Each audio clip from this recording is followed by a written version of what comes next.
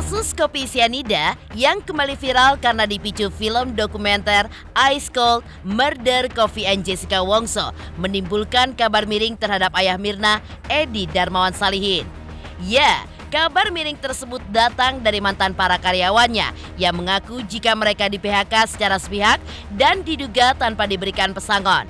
Tak hanya itu, uang koperasi milik mereka yang berjalan selama belasan hingga puluhan tahun pun tidak dikembalikan. Padahal mereka pun sudah bekerja di perusahaan Darmawan Salihin selama kurang lebih 28 tahun. Sejak di-PHK tahun 2018 silam, namun hingga kini tidak ada kabar baik dari ayah Mirna. Maka membuat para mantan karyawan ini pun kemudian melaporkannya ke Polda Metro Jaya. Lantas, seperti apa jeritan hati para mantan karyawan Edi Darmawan terkait perusahaan yang pailit hingga melakukan PHK besar-besaran kepada 4.000 karyawannya di tahun 2018? Lalu, apa janji Darmawan Salihin yang dinilai karyawannya hanya tinggal janji manis saja? Tak hanya itu, kasus kopi sianida yang merenggut nyawa Mirna dengan terdakwa Jessica Wongso masih menyisakan banyak kejanggalan. Kali ini, pakar telematika Abimanyu pun mengungkapkan adanya dugaan rekayasa terkait video CCTV yang memperlihatkan Jessica menggarukkan tangannya ke celana. Lantas, benarkah video tersebut adalah hasil rekayasa?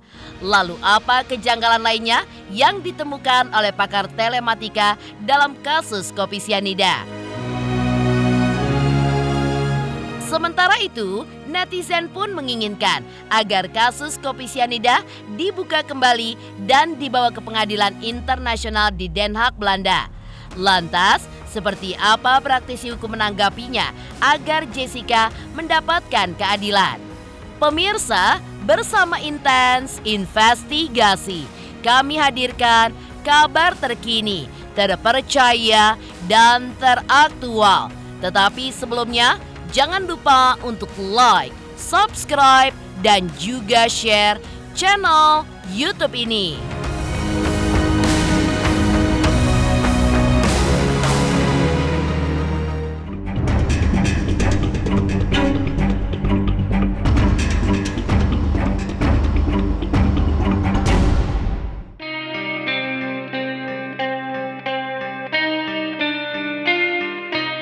Di tengah kasus kopi sianida yang kembali viral, mencuat kabar tidak sedap dari ayah almarhumah Mirna, Edi Darmawan Salihin.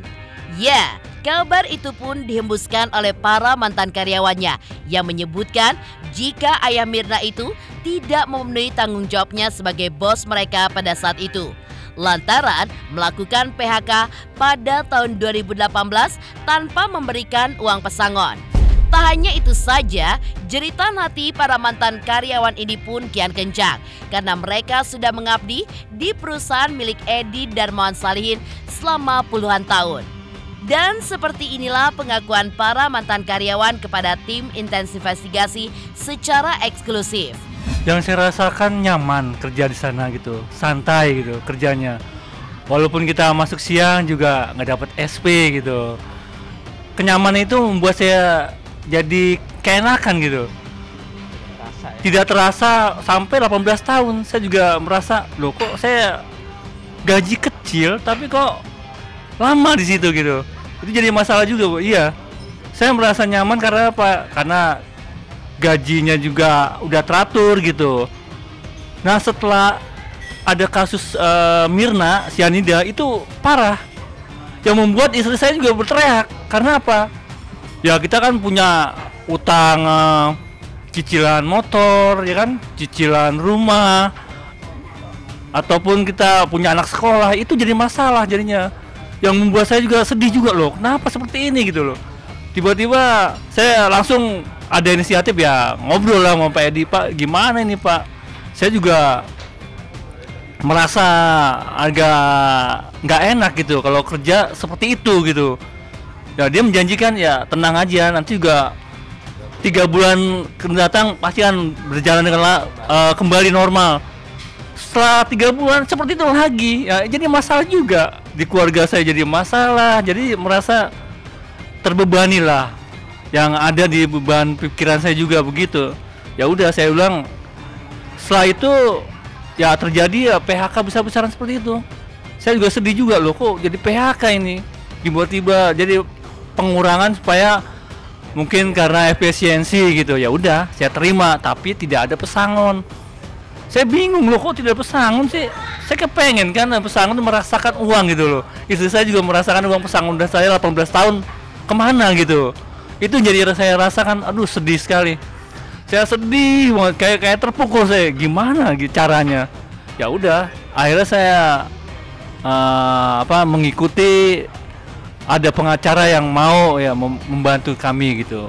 Saya Pak kerja di PCC, yang benar-benar pengabdian saya curahkan untuk kemajuan perusahaan. Jadi yang saya ibaratnya sedih, saya kerja begitu ibaratnya semangat, dan tanpa, alhamdulillah tidak ada kesalahan sedikit pun selama 28 tahun. Yang saya harapkan pada Bapak Edi Darmawan, tolonglah Iba sama karyawan yang sudah lama mengabdi perusahaan Bapak. Tolong bagaimana semestinya di perusahaan lain atau undang-undang di pemerintah,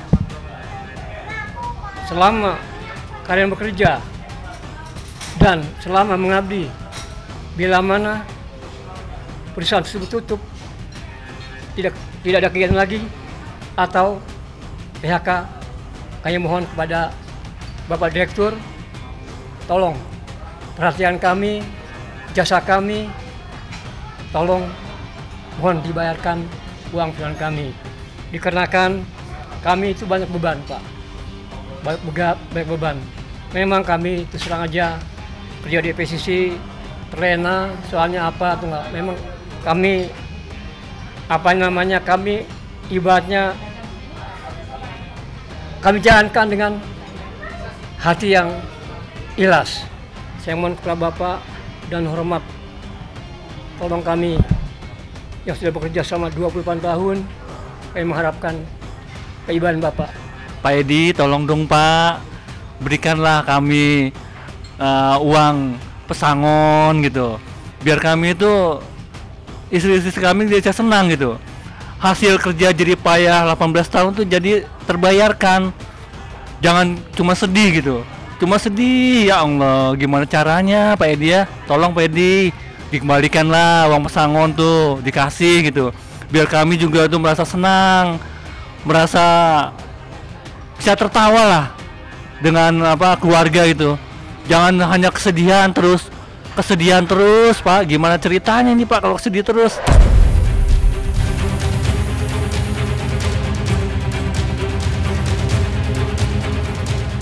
Rintihan para mantan karyawan ayah Mirna yang di PHK secara sepihak tanpa diberi uang pesangon dengan alasan perusahaan pilot masih terus bergema.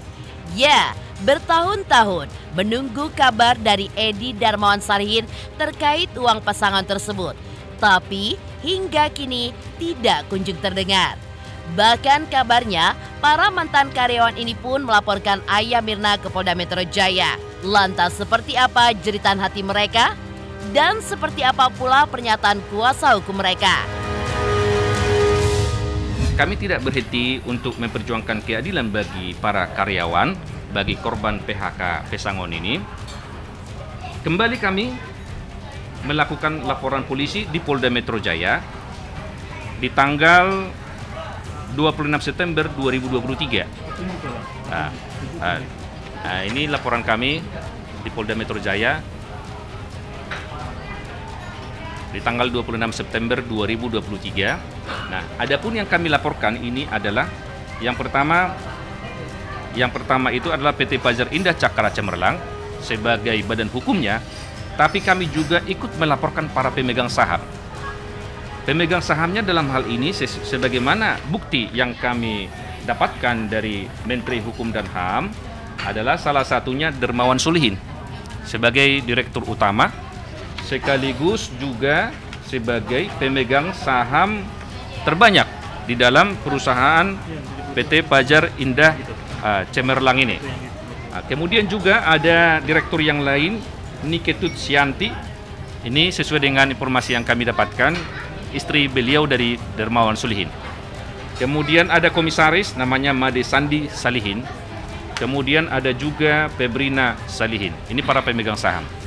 Kami putuskan supaya para pemegang saham ini diminta pertanggungjawaban oleh Kepolisian Negara Republik Indonesia dalam hal meminta pertanggungjawaban hukumnya terhadap hak-hak daripada korban PHK yang 38 orang tadi.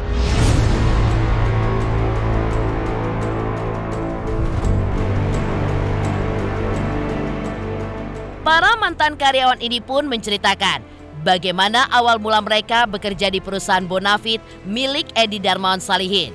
Menurut mereka, awalnya gaji karyawan berjalan dengan lancar.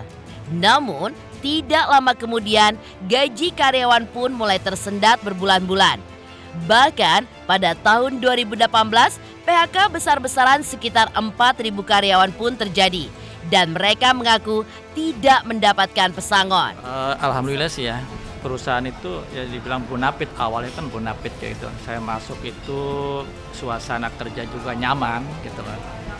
Penggajian juga nyaman dan karyawan-karyawan juga kayaknya udah kayak kekeluargaan gitu loh. Nah ini lama-kelamaan setelah ada kejadian Mirna itu kopi sianida, itulah mulai dari situ tuh gejalanya. Penggajian mulai tersendat gitu loh. Harusnya tanggal 1 bisa tanggal mundur sampai 1 bulan berikutnya gitu loh, itu kejadiannya. Sebenarnya saya udah pernah negur sama Pak Edi Darmawan Salihin, Pak ini kalau penggajian begini ya saya nggak bisa makan di rumah Pak, saya gitu. Nah Pak Edi sendiri jawab, ntar katanya 3 bulan berikutnya mungkin insya Allah katanya bisa normal kembali gitu loh. Tetapi udah 3 bulan berikutnya tetap masih berjalan begitu aja gitu. Sampai kejadian PHK besar-besaran. Alasannya efisien kantor gitu. Nah itu di samping PHK karyawan sampai ribuan gitu, tanpa ada pesangon sama sekali gitu. Sebenarnya dibayarkan cuma agak nyicil, dibayarkan nyicil. Jadi bulan kemarin, bulan taruh sekarang misalnya Oktober ya, itu kita belakang. Bulan Desember Agustus itu dibayarnya September. Nah yang September dibayarnya Oktober gitu loh. Jadi nyicil gitu. Jadi nggak tepat waktu gitu pembayaran gajinya gitu loh. Nah itu hampir setahun lebih ya, kejadian penggajian itu tidak normal dari 2017 awal sampai Desember itu penggajian nggak normal.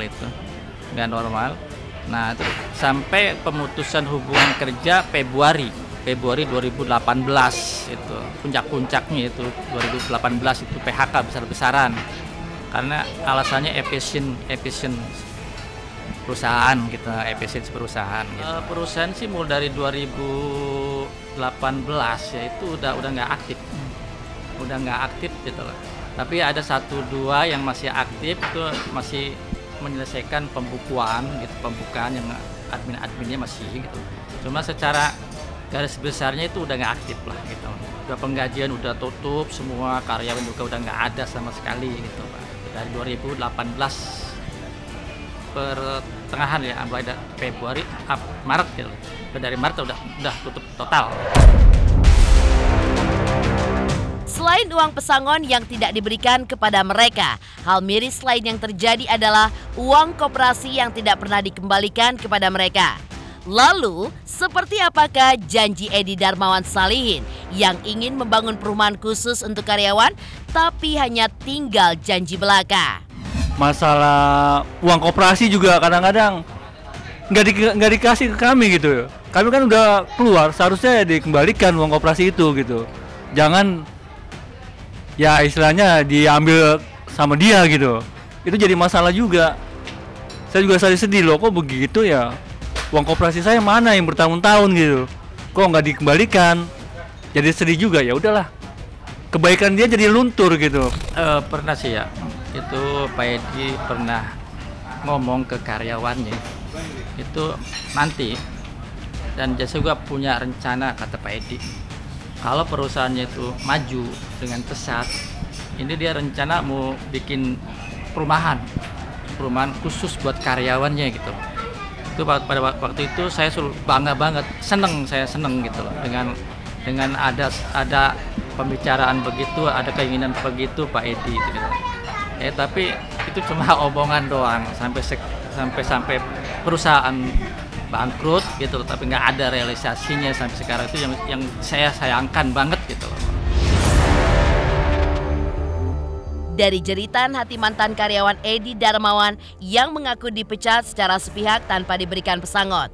Lantas benarkah pakar telematika menduga ada rekayasa dari CCTV yang dijadikan barang bukti di pengadilan dalam kasus kopi sianida? Pemirsa Intens Investigasi, jangan lupa untuk like, subscribe, dan juga share channel YouTube ini. Jangan lupa pemirsa semua untuk saksikan Intens 3 kali sehari. Pokoknya disaksikan terus, jangan lupa like, comment, dan subscribe.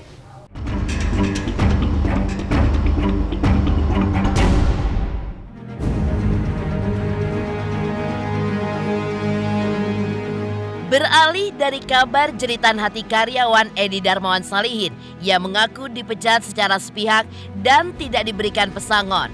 Lantas, seperti apa hasil pengamatan pakar telematika terkait video CCTV dalam kasus kopi sianida yang dikaitkan dengan kematian Mirna Salihin yang kini perlahan-lahan mulai terkuak kejanggalannya? Ya, dari salah satu video yang memperlihatkan Jessica menggaruk-garukan tangannya ke bagian celana, pakar telematika pun menduga jika video tersebut merupakan hasil rekayasa. Tak hanya itu saja, video tersebut kini telah diteliti oleh pakar telematika Abimanyu yang sangat yakin jika video tersebut telah direkayasa lantaran adanya gerak-gerik Jessica yang sama dengan orang yang berada di belakangnya saat membungkuk dan menggaruk pahanya. Sekarang kalau kita bicara seseorang yang kayak menggaruk, ya, nggak menggaruk di situ kan dia tarik mundur. Tapi kalau membenerin celana berarti hanya suatu gerakan satu kali aja. Ya, digeser misalnya ada suatu gerakan celana, mungkin ada yang mungkin bisa celananya ternyata bikin gatal misalnya celananya. Ya, atau bisa tuh kemudian risih ada yang menyangkut, dia ngerasa menyangkut. Ya kan, jadi dia memperbaiki posisinya di situ bisa saja. Tapi sekali lagi orang telematika tidak bisa mengulas itu dan kemudian menjadikan itu sebagai suatu bahan bahasan. Di telematika nggak ada. Kita hanya cuma bisa ngasih lihat ada suatu gerakan orang menggerakkan sesuatu, ya, menggunakan apa yang dibalik roknya, rok apa celana ya, gitu, celana di situ. Dia jadi menggerakkannya ke sana si orang yang bersangkutan, tetapi gerakannya diulang-ulang secara digital. Oke, jadi menggerakkannya kenapa dan bagaimana lakukannya, telematika tidak bisa membahas itu. Kita bisa membahas sebagai orang biasa, tetapi bukan dengan bahasa orang telematika. Tidak bahasa dengan disiplin ilmu yang dipelajari orang telematika. Nggak ada itu. Merekayasa video itu sebetulnya mudah nggak mudah. Dalam arti gini, kalau untuk pengungkapannya itu tidak jeli, maka merekayasa itu mudah. Tinggal bikin konten aja, dibikin gerakan lagi yang mirip seperti itu, kemudian disebarkan. Orang sudah percaya. Tapi kalau orang yang ngerti CCTV, dia tahu setiap konten ada date timestamp-nya. Maka harusnya itu ada yang dicocokkan dengan date timestamp. Nah, kalau sudah ada yang tahu soal date timestamp, ada yang juga tahu yang namanya resolusi, ada yang namanya akurasi data. Keakuratan datanya itu bisa diperiksa. Kemudian lebih tingginya lagi ada yang bisa melakukan komparasi, yaitu dengan mencocokkan gerakan, urutan gerakan yang ada pada kamera yang dimanipulasi misalnya, itu dicocokkan dengan kamera yang dianggap dipercaya gitu untuk tidak dimanipulir, ya. Nah, hal itu semuanya bisa nanti sulit atau bisa jadi mudah tergantung sebetulnya nanti dari sisi pengungkapan. Apakah dalam pengungkapannya itu baik jaksa penuntut umum, hakim, kemudian mau mengulas lebih lanjut untuk memastikan konten itu sebetulnya palsu atau tidak, atau cukup hanya sekedar mempercayai apapun yang ditunjukkan oleh seorang petugas atau yang melakukan digital forensik. Walau digital forensik itu disumpah, tetapi yang namanya sumpah itu adalah hanya suatu proforma. Orang sudah disumpah, dia tetap bisa membohong. Sangat bisa membohong. Cuma kita tahu bahwa kalau dia berbohong, urusannya sudah dengan agama yang dia anut, karena dia sudah bersumpah. Kan konteksnya itu saja. Jadi orang kalau dengan kepentingan tertentu, kebutuhan tertentu, mungkin finansial dibayar atau kayak gimana, ataupun dengan suatu keinginan tertentu ataupun tugas. Oke, kalau soal rekayasa siapa yang melakukan itu, karena saya belum menyentuh medianya dan belum dianggap involved, tentu saya tidak bisa menjawab apapun. Ya, tetapi yang kemungkinan misalnya bisa kemungkinan semua pihak yang terlibat sebelum data tersebut sampai dibahas di pengadilan. Jadi bisa orang digital forensiknya sendiri yang melakukan perubahan, bisa juga orang pihak penyelidiknya. Jadi maksudnya bukan walaupun dia orang penyelidik tapi dia dianggap tidak mengerti telematika, ya enggak. Walau dia tidak mengerti kan dia bisa sebelum diberikan ke digital forensik, dia bisa berikan dulu ke temannya ataupun siapanya, dia berikan kepada siapapun untuk dilakukan perubahan, bisa. Ataupun pihak dari Oliviernya misalnya, oknum lah kita bilang ya. Jadi ada oknum yang melakukan perubahannya itu dulu sebelum diberikan kepada pihak penyelidik misalnya. Nah, tahapan-tahapan itu jelas semuanya mata rantai yang mungkin bertanggung jawab atas adanya perubahan data ini gitu ya. Tetapi kalau saya ngelihatnya bukan ada perubahan, melainkan tidak lengkapnya pengutaraan atau tidak lengkapnya pengungkapan mengenai konten CCTV yang ada. CCTV-nya ada banyak kok, terbuktinya ada ternyata 17 minimal. Karena kebukti ada salah satu file yang dipermasalahkan, itu nama filenya CH17 1511 th17_1511 -1617.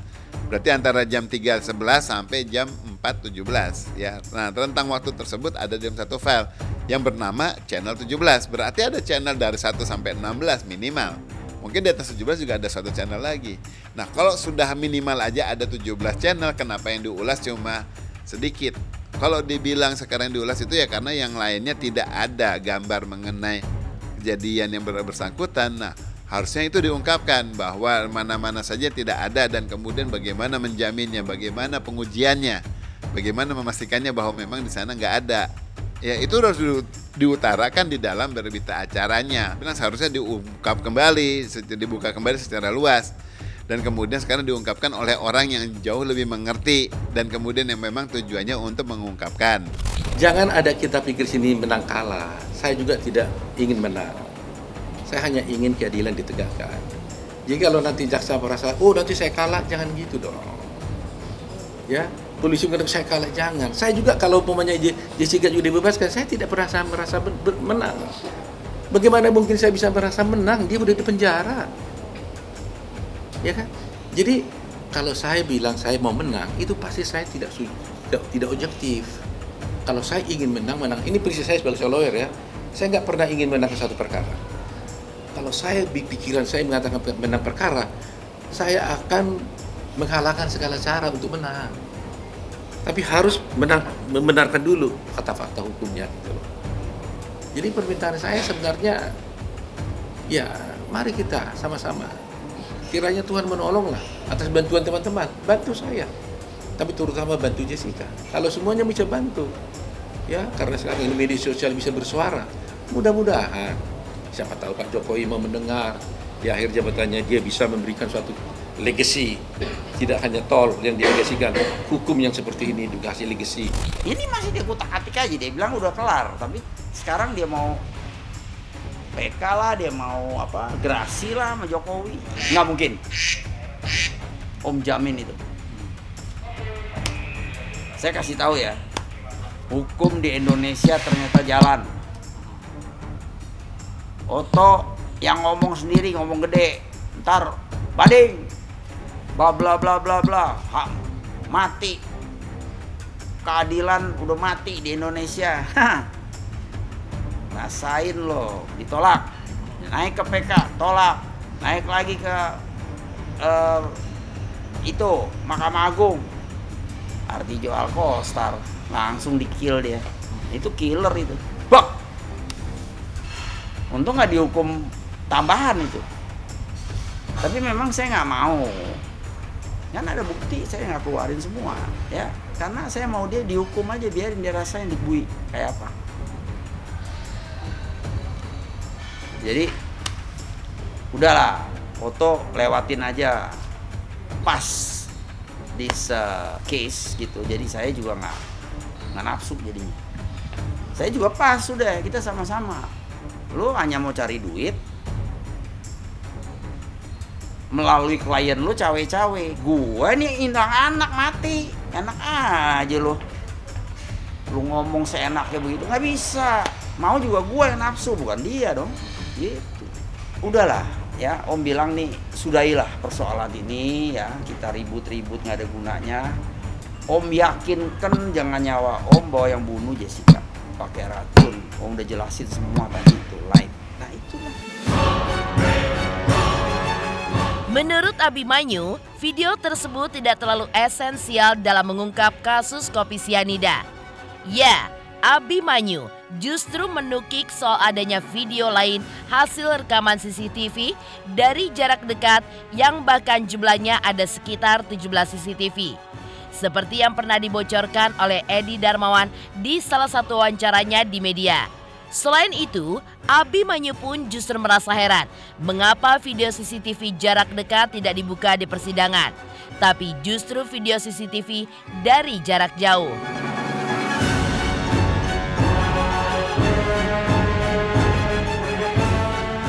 Kalau soal gerakan yang seolah-olah jadi kayaknya menggaruk, saya tidak melihat itu sedemikian esensial ataupun krusial lah untuk mengungkapkan kasus ini.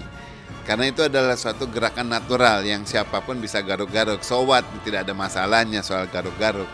Yang lebih esensial adalah sebetulnya dari pergerakan rekaman-rekaman video ya yang selama ini ada, dan kemudian kita ketahui ternyata ada rekaman yang sebutnya videonya jauh lebih dekat dibanding yang diandalkan selama waktu persidangan. Itu kamera jauh yang diandalkan. Padahal berdasarkan yang diajukan oleh ayahnya almarhum, dia menunjukkan di salah satu TV sebelah itu bahwa itu ada bukti rekaman kamera lagi yang lain yang agak di belakang. Itu secara dekat.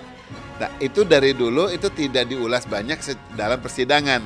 Padahal itu sebetulnya bisa memberikan banyak gambaran ataupun acuan mengenai apa yang selama ini terjadi di balik tas yang tidak tertebak oleh orang-orang. Saat ini sudah menjadi kasus, kemudian ini saya tahunya dari berita ya. Jadi pihak penyelidik itu memberikan informasinya, memberikan datanya kepada digital forensik itu sudah berupa flash disk. Oke, sudah berupa flash disk ya. Dan kemudian pihak penyelidik tidak mempunyai berita acara untuk pemindahan data dari DVR, digital video recorder ataupun media sentra untuk penangkapan gambar semua sesuai dengan tanggal saat kejadian. Ya, itu tidak ada berita acara untuk pemindahan dari hard disknya DVR ke flash disk ini. Jadi tahu-tahu udah ada flash disk, berarti menjadikan flash disk ini untuk barang bukti itu saja sudah cacat hukum, baik secara hukumnya KUHAP maupun secara telematika. Karena kalau sebagai orang telematika ataupun orang dalam arti ini multimedia, kita bisa meyakini suatu konten berisi apa setelah kita ketahui sumber datanya kayak apa. Jadi setelah kita tahu sumber datanya, tahu kemudian kita perbandingkan antara sumber data dengan yang kemudian ada di flash disk, itu baru dianggap bahwa ini flash disknya akurat. Harus ada berita acara satu. Yang kedua harus ada hash cloning. Hash cloning adalah membuktikan konten yang ada di hard disk dengan yang ada di flash disk ini akurat, sama, persis, identik. Ya, secara data, secara file itu identik. Harus bisa seperti itu, dan itu namanya hash clone. Itu harus ada, ternyata nggak ada. Dengan demikian berarti konten di sini itu kita bisa melihatnya ini udah nggak benar. Dan lebih nggak benar lagi, ternyata kemudian isi file dari DVR itu sekarang saat itu kemudian dibilang katanya hilang. Ini berdasarkan pernyataan pengacaranya ya. Jadi dibilang setelah itu ada flash disk, kemudian yang di VR-nya dikosongin. Itu sangat tidak masuk akal. Ya kenapa dia nggak masuk akal? Ya datanya harusnya ada, itu harusnya nggak mungkin kosong, dia tetap ada, satu. Yang kedua, kalau data tersebut sudah dicabut dari di VR, kemudian itu jadi hard disk, maka di hard disk tersebut tidak akan ketimpa lagi.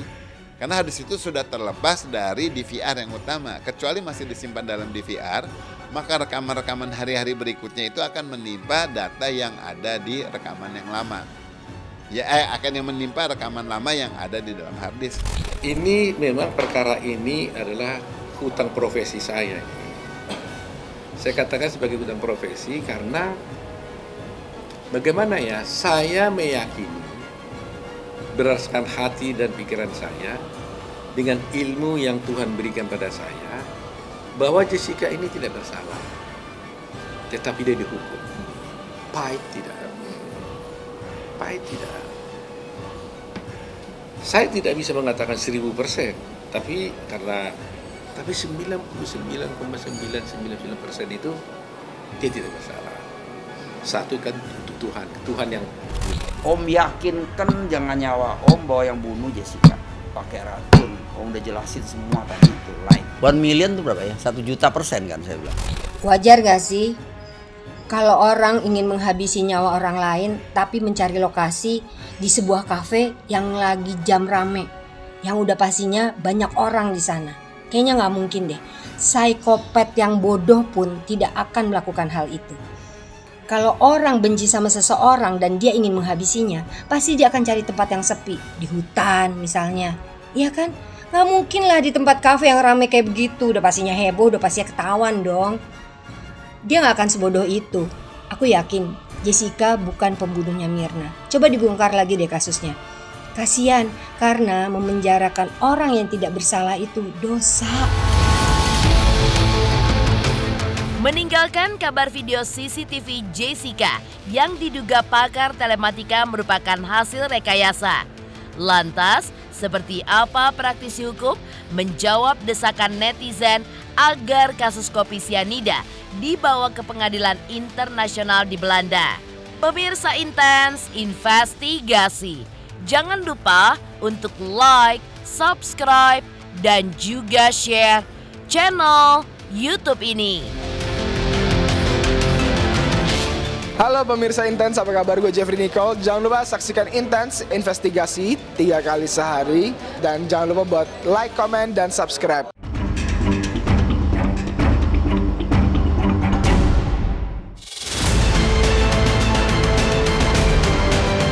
Permintaan netizen yang menginginkan kasus kopi sianida kembali dibuka dan dibawa ke pengadilan internasional agar Jessica mendapatkan keadilan, mendapatkan tanggapan dari praktisi hukum. Ya, tim Intens Investigasi pun meminta pendapat dari praktisi hukum. Apakah kasus ini bisa dibuka kembali atau bisa dibawa ke pengadilan internasional? Tapi menurutnya, kasus tersebut sudah mempunyai kekuatan hukum tetap karena telah melewati berbagai proses hukum di pengadilan negeri, pengadilan tinggi, kasasi, hingga peninjauan kembali. Tapi menurutnya, ada satu peluang lagi yang tersisa agar Jessica bisa mendapatkan keringanan hukum, yaitu lewat gerasi kepada Presiden. Karena mempunyai kekuatan hukum tetap, sehingga putusan tersebut merupakan hak prerogatif hukum di negara Indonesia dan bukan kasus kejahatan perang, sehingga kasus ini pun tidak bisa diadili di Mahkamah Internasional. Ini kan bicara yuridiksi ya. Yuridiksi, pengadilan internasional itu tidak berhak dalam hal ini untuk ikut campur ya dalam negara kita ya. Kalaupun ada sampai aturan itu cuma hanya rekomendasi, dan yang namanya rekomendasi itu boleh disetujui atau tidak. Nah, gitu. Misalnya ada kecuali, dan ini adalah warga negara Indonesia, ingat ya bahwa Jessica Kumala Wongso bukan warga negara asing. Bedanya warga negara asing melakukan kejahatan di negara kita itu ada, kita cari dulu ada hubungan bilateral atau enggak, bisa dilakukan pemulangan, dilakukan hukuman di sana atau enggak, tapi ini enggak. Ini mutlak adalah negara kita sendiri yang mempunyai hukum sendiri. Jadi mereka tidak berhak mengintervensi. Mereka hanya memberikan rekomendasi misalnya, dan itu boleh kita setujui atau tidak. Karena kita punya kekuasaan yang mutlak akan hukum kita sendiri. Kalau pengadilan sekarang gini, pengadilan pidana internasional ini bukan kejahatan perang pertama itu. Ini kejahatan yang sifatnya adalah secara personality, kejahatan yang biasa, pembunuhan dan pembunuhan berencana, ya. Jadi dan apa yang dilakukan hukum-hukum yang dilakukan di Indonesia itu tidak melanggar HAM, ya, tidak melanggar apa yang disebut melanggar HAM, pengadilan yang semena-mena dan sebagainya, itu tidak. Nah, kalau misalnya ke Den Haag itu kan kejahatan perang misalnya, peradilan yang berhubungan tentang masalah internasional. Urusan masalah Jessica Kumala Wongso ini apa terkait masalah internasional? Tidak ada. Ini adalah hak prerogatif dari negara itu sendiri, yaitu Indonesia. Jadi dia tidak bisa melakukan, ya, negara lain tidak bisa melakukan intervensi atas kasus-kasus yang terjadi di Indonesia dan dilakukan oleh warga negara Indonesia itu sendiri. Karena harus ada dasarnya, alasannya. Pertama apa? Harus ada hubungan internasional terkait masalah urusan internasional. Semisalnya warga negara asing yang melakukan kejahatan di sini, ya kan, itu bisa dibawa ke Mahkamah Internasional untuk terkait kebebasan, hubungan bilateral dan sebagainya. Tapi terkait urusan warga negara Indonesia itu sendiri dan melakukan hukum Indonesia sendiri, negara lain tidak berhak melakukan intervensi dalam hal ini. Dan tidak ada rule-nya, tidak ada aturannya ataupun jalannya untuk menuju ke sana. Bahwa tidak ditemukan dua alat bukti yang mutlak bahwa Jessica adalah pelakunya, kan gitu kan, dan bahwa putusan ini dibuat berdasarkan keyakinan hakim dan keterangan ahli-ahli, kan itu kan yang menjadi masalah, kan gitu. Kalau mungkin kawan-kawan tahu, beberapa ada di Amerika ataupun di Inggris, ada orang yang sudah dituduh melakukan pembunuhan selama 25 tahun, dihukum 25 tahun, baru ketahuan setelah dia menjalani kebebasan di umur 20 tahun, dia tidak bersalah. Nah, ini bagaimana lagi masalah ini kan? Ini kan jadi, apa mereka minta bantuan dari pihak internasional? Tidak. Sudah dilakukan 4 upaya hukum. Dari pengadilan negeri biasa, pengadilan tinggi, melakukan kasasi sampai peninjauan kembali. Nah, di luar PK ada satu upaya hukum yang bisa dilakukan, ya, untuk mengurangi hukuman Jessica dalam hal ini, yaitu melakukan gerasi ke presiden. Ya kan, melakukan gerasi ke presiden melalui link ataupun lobby-lobby, ya, melakukan gerasi ke presiden. Tapi kawan-kawan harus tahu, salah satu syaratnya untuk melakukan gerasi adalah pelaku harus menyesali perbuatannya. Yang artinya pelaku dalam hal ini adalah mengakui perbuatannya. Nah, di sini yang kita tahu pelaku yaitu Jessica Kumala Wongso ini menolak untuk mengajukan gerasi karena kenapa? Prinsip, gitu ya. Prinsip yang dia tanamkan bahwa dia tidak bersalah. Demikian pemirsa, kabar terkini, terpercaya, dan teraktual yang kami hadirkan hari ini. Saksikan terus Intens Investigasi setiap hari Senin sampai dengan Sabtu, tayang 3 kali sehari, yaitu pada siang, sore, dan juga malam, hanya di YouTube channel. Dan pastikan jangan lupa untuk like, subscribe, dan juga share channel Intens Investigasi.